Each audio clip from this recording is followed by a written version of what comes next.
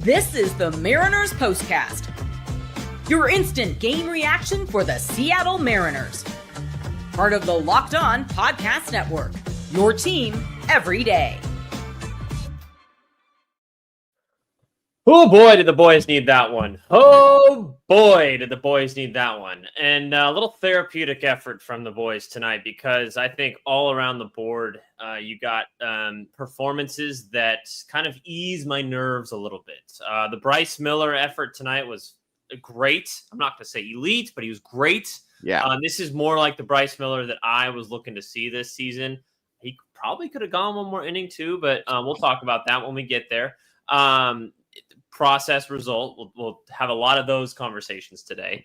But I think the offense looks so much better. And it's weird to say when you score one more run and it comes on once again, just like one swing that kind of changes everything. But again, process versus result. The at-bats look so much better today than they had the last 2 days. So that's another big thing. The bullpen was nails, which is great. And then we'll do our unsung hero, but Chris Crawford, this is a game that I think the guys needed. And as much as it's weird to say when you just salvage a series and don't get swept against a bad Guardians team, IMO, they needed this game. We talk about needed a lot, right? And a lot of times, there's some subjectivity to how much they have to win a game. I don't think there's any subjectivity to this one, that they had to win this baseball game. And it didn't look good for a while.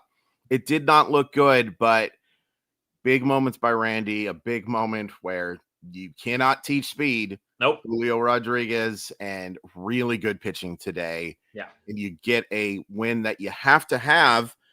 And it's on a day two where I'm scoreboard watching. I'm watching the Angels currently leading the Astros 2-0 in the top of the eighth. I'm looking at the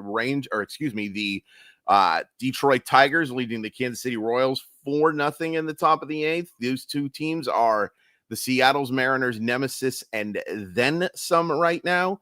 So everything is going right for once, because these last 2 days, and taking a little bit of a broader picture, the Seattle Mariners outplay the Cleveland Guardians for the overwhelming majority of this series. Yes. Now, that only gets you so far. In fact, it doesn't get you very far at all.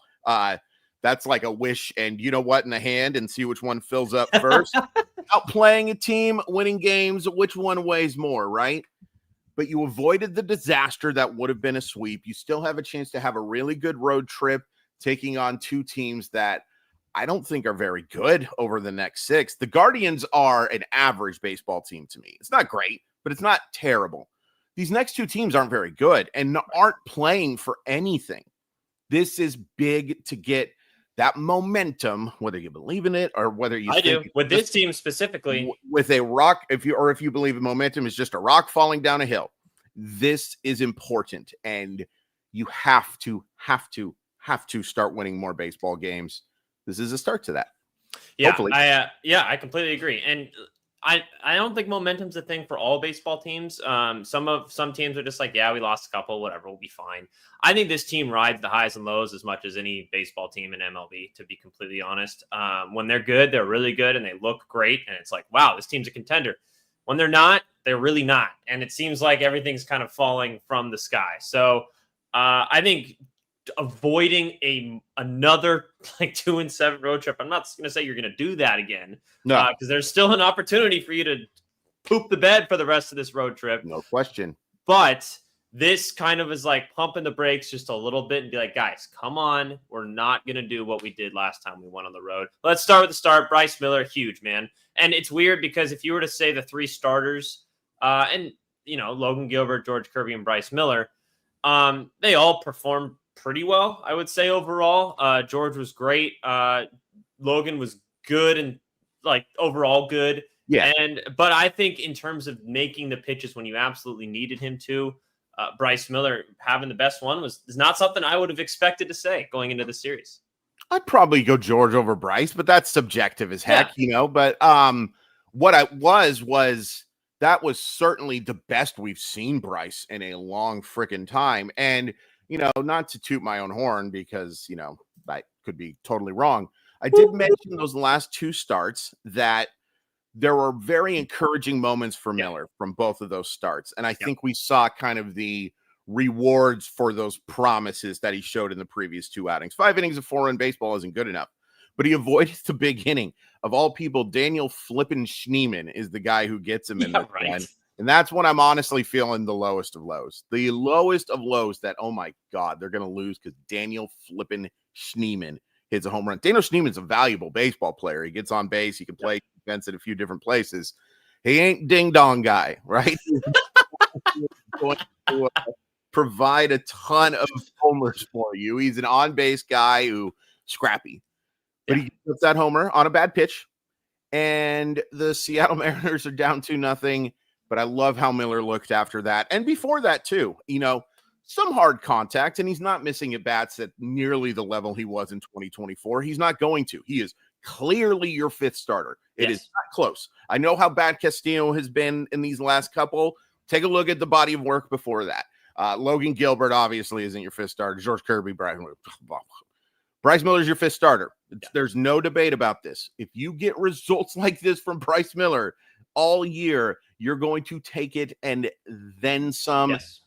I probably would have let him go another inning, but I get that the Seattle Mariners, and I'll give credit to Dan Wilson right now, he managed this as a must-win game. He managed this as a game that you absolutely had to win. So he went with Gabe Spire, he went with Matt Brash, he went with Andres Munoz, and all 3 of those guys were dominant. Yeah. Back to the Daniel Schneemann thing. That's about as Cleveland Guardians as it gets. Yeah. Like just a scrappy guy you've never heard of, but is somehow really valuable. Yeah. And it's just Jose Ramirez and a bunch of dudes. Like, it's just kind of what happens. It's like Cleveland Guardians random player generator at that point. But no, you absolutely needed this from Bryce Miller, and you needed this from the Mariners. The offense was good too. Let's get to that in a second. I want to get to our quick, ad reads today because we have a couple. Give some love to our sponsors. Then I want to go through the offense because I think they're the bigger story. I'm not saying that they're the bigger reason why you won today, but it's the bigger, okay, this is what we need to see from this lineup, especially on the road, which we haven't lately. So we'll do that right after the break here on the Locked On Mariners Postcast.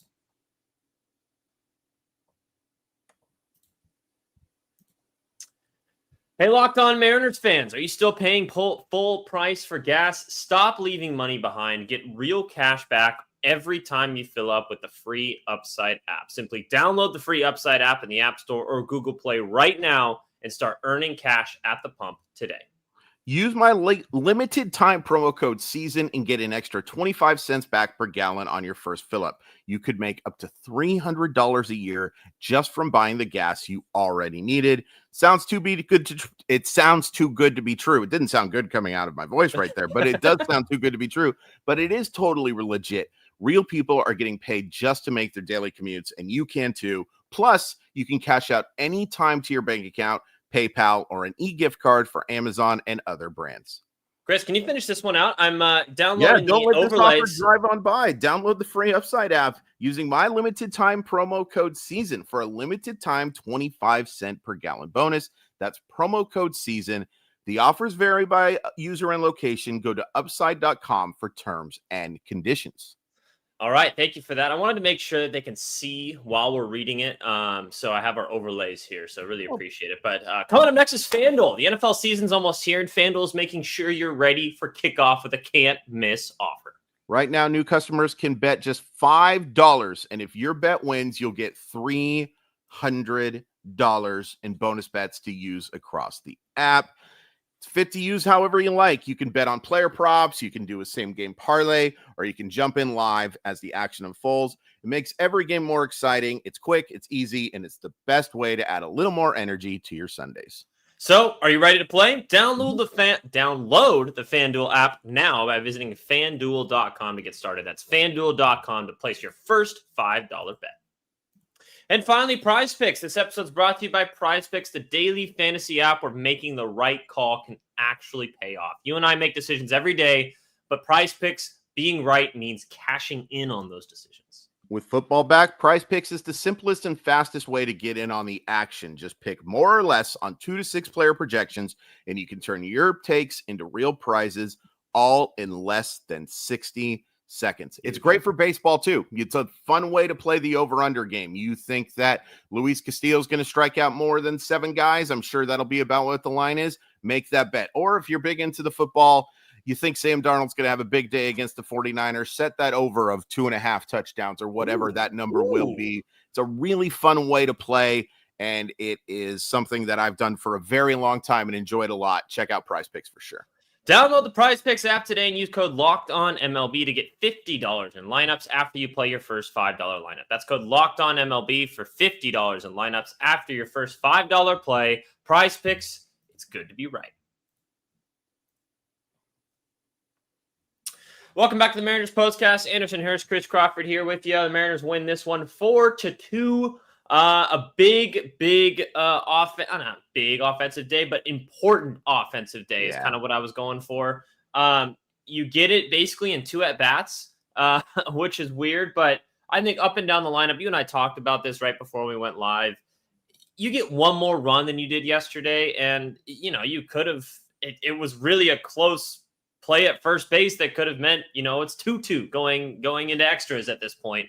But I still think today felt so much better than yesterday in terms of the offensive effort in the last 2 days, I should say, because I'm trying to think of someone who had a bad day at the plate today. Maybe you could say Cal Raleigh still gets on base with the walk. Twice. Twice. You're right. 2 walks. So, I mean, maybe Cole Young still gets that hit, though. I don't know. There was no one who had a terrible day at the plate today. You had good at-bats up and down the lineup. And this is where we talk about process versus result, right? You score one more run. It doesn't seem like that big of a difference, but it looked a lot different today. It did. And, some of that has to do with the fact that Tanner Bybee, who looked like he was going to be the ace of that staff, has not been very good this year. But the at-bats just looked better. It was a much more aesthetically pleasing offensive effort, even if the runs weren't necessarily there. But Cal Raleigh does get on twice. The intentional walk right before Julio's big hit. Josh Naylor lines a single. Suarez gets on twice. The only guy who doesn't get on today is Polanco. I guess he'd be the one guy who didn't have a great day at the plate. After 2 straight days of homering, he's allowed to do that. Sure. It happens, but it wasn't a great day for him today. Canzone lines the single. The bottom of the order was fantastic today. And we dunked on, I guess would be the term we could use. I want to use a different word, but apparently I'm not allowed to use it. JP and Cole Young were dreadful yesterday. Yeah. Dreadful baseball players. They were both excellent today. JP gets on twice. Cole Young gets on twice. Great job by Cole Young on scoring on that play. I mean, I think we can just get into the scoring plays now. Let's do it. Randy Arozarena just shellacks that homer. After J.P. Crawford, I believe, lines a single into left field. That was the one. Yeah, because one of them was a not so hard hit ball. But hey, it's getting on twice. You get on twice. And then Randy just absolutely clobbers that baseball at a time where you really needed it, because while the at-bats looked better, the results just weren't there. They just weren't. You're getting shut out. But that one swing of the bat changes everything. And after that, I kind of knew the Mariners were going to win this game. It just felt like one that they were going to end up pulling out. I did not feel great before that, but I did feel great after that. So you get that big 2-run homer. And then I believe it's an inning later. Maybe it's 2 innings later. Yeah. Can I say something on the Randy real quick before we move to the Julio? So for me, I don't know about your take on this. I was thinking about this. The fact that you can combine someone who has decent good contact in Randy Arozarena, really good on base skills, and has the pop. I think take Cal out of it. He's probably your most complete hitter. Obviously, sans Cal Raleigh, he's just having an insane season. I know Julio has a higher average, but I just think with Randy's on base skills, and they're probably about the same in terms of raw power. Maybe Julio has some more, but they're just even now. I just love what I'm seeing from Arozarena. And even when it seems like he hasn't been, nuclear hot, he just is so consistent. I think he has 6 hits in this series, which is crazy. Yeah, a lot of extra base hits too. Exactly. So, and he can get on, steal some bags too. I love what I'm seeing from Randy, especially in the leadoff spot. I think that's a perfect place for him. I don't know. Yeah. What do you think about the most complete hitter besides Cal take? I I'm would curious. still go with Julio just Okay. because I think he has so much better of a hit tool. Now, Randy draws more walks, Yep. and there's something to be said for that. And Julio's had such low lows that I get it if you want to go somewhere else. But here's the thing. This is what I love about what the Seattle Mariners have. As frustrated as I am, and as much as I said, hey, I'm not sure how good they are, their top 5, you can all make an argument in some case, maybe not Suarez, but you could really easily argue Josh Naylor is the most complete hitter on the Seattle Mariners outside of Kyle Raleigh. 283, 346, 442. Sure. You could argue Julio, a guy who's going to have 3 straight top 10 MVP finishes, is one of your most complete, or the most complete hitters. Obviously, we've talked about Cal. Yep. Eugenio Suarez has power like no one else in this league. And he's walking a lot too recently. Starting to draw them walks. And then Jorge Polanco is your 6th guy. Like, there's reasons for optimism with this offense. Yep. I loved what I saw from the offense today, even if the results weren't quite where we wanted them to be. So it was 2 innings later. Yes. Let's talk about the Julio play. Let's go through the whole inning, please. Yes. Yeah, so it's the top of the 7th inning. You start with the Dom Canzone single. Yep. And then JP Crawford grounds into a force out. They get the guy at second. So Canzone's out at second, but JP's still on first. Yes. Cole Young then walks. Huge walk from him, by the way. They bring in Matt Festa to face Randy Arozarena, who grounds out. They don't get the guy at second, which is weird to me because I thought they could have maybe gotten the double play there, but they go for just the guy at first. So Randy is out. So you got second and third for Cal Raleigh. They go 2-0 on Cal Raleigh, and they just like, we're not touching this guy, intentionally walking him. Bases loaded for Julio Rodriguez. And I get it.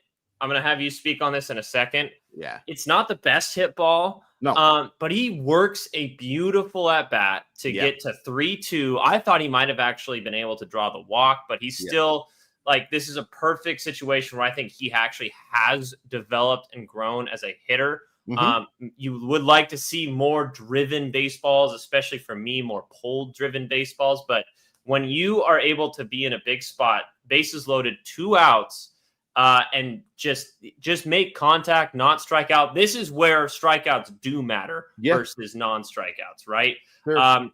Put the ball in play, and then he runs out a very, very close play at first base to score 2 runs. By the way, heads up base running by Cole Young to score the second run on that because there's 2 outs. You could easily have just kind of mailed it in there thinking it was just going to be an easy ground out. But I honestly didn't think anything of it. I thought it was, not super softly hit, but it wasn't super hard hit. It was a pretty routine play, and Julio just beats it out. Yeah. So I saw some comments about it where a bunch of you said, I really think he was safe.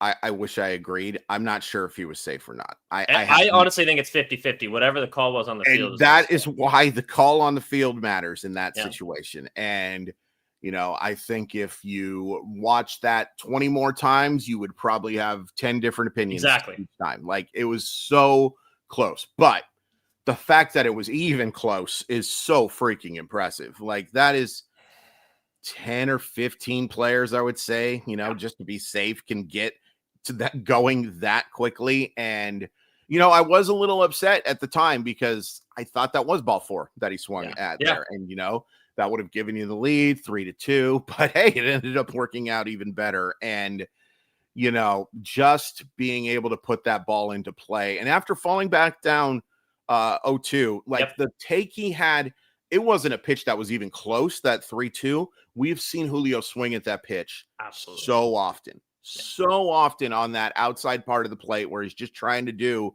a little bit too much. Yeah. But no, he takes that pitch, and I do think he swung at ball 4. But I did. Just the fact that there was the process there, the process of laying off those pitches to stay alive, to fight another day, and to be able to make just enough hard contact and just be an elite athlete on top of it to beat that out and guarantee basically that you were going to win this game. That was a massive, massive moment. And you know what I love too? I haven't talked about this enough. Julio is an infectious baseball player, and watching that smile after he was called safe is just one of those things where it's claps. Gosh damn, you are a superstar, dude. Yeah. Like, you just kind of get it. You just kind of get it. And the joy that he has playing this game. And I know some people get frustrated. Like, why are you smiling? You're losing. Yeah. I hope you never, ever lose that, Julio. I Yeah. hope you always have fun playing this baseball game because it's a game. Yeah, it's a game that's been involved billions of dollars, but it is a game. And for us, that's what we should care about, right? It's people enjoying this game, people having fun playing it. We shouldn't give a crap about the financial ramifications or the analytics of what that hit does for his hard hit percentage. No, it should be about enjoying players having fun. And that was a great moment of a player having fun and being pumped up. There's a lot of things you can criticize Julio Rodriguez for. Being a good teammate, being a good person, and in loving the sport of baseball are three things that you just flat can't do. Absolutely. I couldn't agree more. You're right about the infectious energy, and you do need some balance. I think this locker room has some balance with that, with Cal, Josh Naylor, kind of more down to earth guys, pretty quiet, go about their business. And then you have the Julios, the Randys, the Eugenio's that are loud, big personalities that kind of keep people going. I always love when Julio kind of cuts off Randy in the outfield and makes the catch. They have a handshake. I love Randy's celebration when he runs around the bases. It's like, dang, it's so fun. D. Colbeck, yes, you better believe I'm wearing a soccer jersey because go Sounders today. 5:00 kickoff against Inter Miami and the greatest player of all time, Lionel Messi. So hopefully they can beat him. So I'm supporting local. That is why I'm wearing my Sounders jersey. You'll see it too when Kraken season starts and when, the Seahawks season starts. I like just throwing on jerseys. I have a bunch of them. So yeah, no, I think this was a huge win for the Mariners. Let's talk about the bullpen a little bit. Quickly talk about the decision to take Bryce Miller out at 72 pitches after 6 innings, looking really good. I tweeted out right as it happened. I probably would have stuck with him. It ended up working out just fine. So this is one of those situations where, you have 3 guys, really basic, Spire to Brash to Munoz. It seems like it's a pretty easy map out. Is there any question as to what he did, Dan Wilson's decision making here? Nope. I thought it was great. Now, I wouldn't have criticized Wilson for giving him another batter or two, like seeing if he could get through those 7 innings. He's right. Glory, Man United. Come on, let's go. Glory. Even though we suck.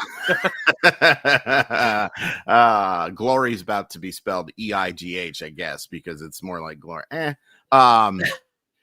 It's I had no issues with any of the decisions that Dan Wilson made today. I thought, and by the way, Gabe Spire is the guy I trust the most right now in this bullpen. And that's not an insult to anybody else. It's like, Andres Munoz gave up runs because last time I checked, there has not been a pitcher who's finished with an ERA of 0.00. It happens. He has struggled his way over the last couple of games to a gosh damn 1.69 ERA, right? People give up runs. Matt Brash was fantastic today. It was interesting to see the velocity a little down. He was a lot of 96, so that was something, but he commanded the fastball really well and threw a couple of filthy secondary pitches as well. The bullpen was outstanding today. I had no issues with what Dan Wilson did, and you should have all 3 of those guys available for tomorrow as well. All 3 of those guys should be ready to roll. That's 2 straight days for Spire, though, I think. 2 straight. That would be 3 straight days. You know what, though? September freaking 1st. It's time for him to start being able to pitch in 3 games. Maybe you have to sit him down for a couple, Maybe you're considering calling up Sauce for when rosters expand to add another lefty to the bullpen. That would be my guess is what they do. Is really curious to see who that outfielder or who that other player is going to be, because it could be a lot of different guys. Who would you call up, by the way, real quick? Ooh, I probably would do Sauce just to have a lefty, especially in lower leverage situations. But I could see this is just pitchers. I'm assuming you're asking, right? Yeah, you can only bring up 1 pitcher because you've already got 13 and you're only allowed to carry 14. So you can bring up 1 hitter and 1 pitcher. I don't know who the hitter is. I don't. There's a few guys you can go with. I don't know, man. I'd probably do saucer pitcher. That's a pretty easy one. Someone who's been here. I don't even think anyone else has been up. That's down on AAA right now. But in terms of hitters, it's between Leo Rivas and Harry Ford. I don't know, but I don't know between those two. Like Carboni?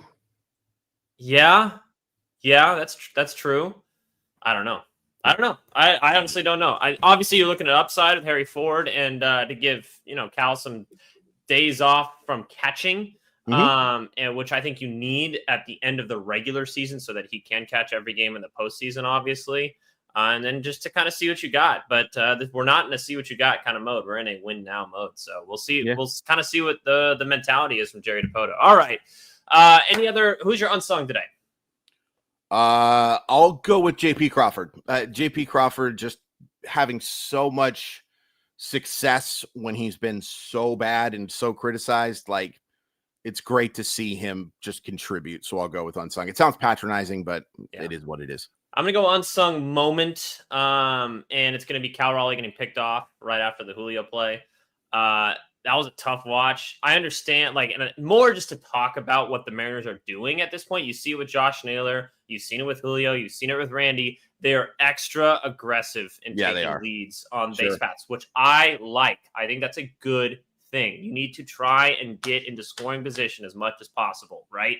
Now, everyone can talk about their average with RISP, and it's not great. It's probably average or just below average, but I love the aggressiveness that Eric Young Jr. is bringing to the guy on first base. And I know that was on second base, but it's kind of and it doesn't matter who you are. You don't have to be a fast guy to do this. It's like, hey, no, we're going to take the extra bag when it's there and just try and take advantage of pitchers where we know we can time up. And you're going to get caught every once in a while. So I'm not even saying unsung villain moment. I'm just saying I just wanted to mention that real quick because people have mentioned it about Julio before, too. It's not just him. This is a coaching staff mentality of the team sort of thing. It's not a player's decision.